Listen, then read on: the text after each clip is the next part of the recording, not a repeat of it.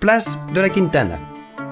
Dire place de la Quintana est une redondance, puisque le mot quinta ou quintana fait référence à un endroit public ouvert.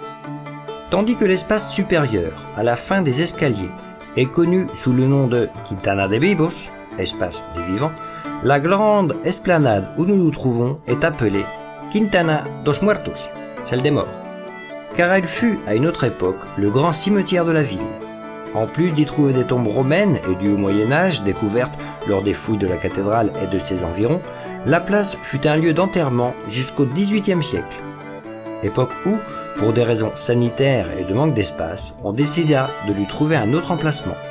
De là, nous découvrons la façade de la porte sainte de la cathédrale, qui s'ouvre uniquement lors des années saintes pour que les croyants qui la traversent puissent obtenir l'absolution plénière après s'être confessés et avoir communié. Ce privilège, accordé à la cathédrale en 1122 et ratifié peu après, donna à Saint-Jacques de Compostelle son caractère de ville sainte de la chrétienté. En regardant à travers la grille, on peut voir le frontispice roman de la cathédrale. Sur la façade, la partie supérieure est présidée par l'apôtre et ses 2 disciples. Sur la partie inférieure et des 2 côtés de l'entrée, nous voyons 24 statues insérées, rapportées de l'ancien chœur en pierre du maître Matteo, démonté au XVIe siècle. Derrière nous se dresse l'imposant mur du monastère de San Paio de Antealtares, avec ses 48 fenêtres protégées de grilles. Alphonse II le fonda au IXe siècle, pour que les moines puissent protéger les reliques de l'apôtre, de peur qu'on ne les vole. Les bénédictins furent remplacés vers la fin du XVe siècle par des bénédictines cloîtrées qui occupent depuis ce bâtiment. Ces moniales font des gâteaux et les vendent à travers le tourniquet situé rue San Paio, juste de l'autre côté du couvent.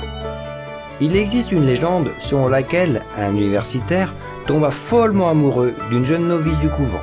Une nuit, en essayant de grimper jusqu'à sa fenêtre, le jeune tomba et mourut au pied du grand mur. Dès lors, d'aucuns disent que son esprit est toujours à la recherche de sa bien-aimée. L'ambiance magique de cette place, pendant la nuit, fut aussi décrite par Federico García Lorca dans ses poèmes galiciens, où il récitait les vers suivants. « Regarde bien son corps inerte, noir comme les ombres et les loups.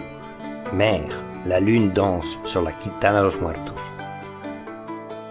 Cette place a été en réalité une grande spectatrice de l'histoire.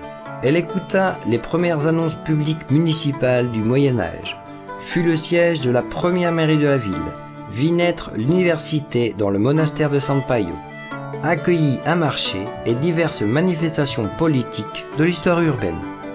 Elle fut témoin de la façon dont un bataillon, formé de 1000 étudiants et professeurs de l'université, partit faire face aux troupes françaises pendant la guerre d'indépendance, empêchant la chute de la Galice une nuit de mai 1808. Dans sa mémoire, la Quintana s'appela à une époque place des littéraires, comme le rappelle une plaque fixée sur le mur du monastère.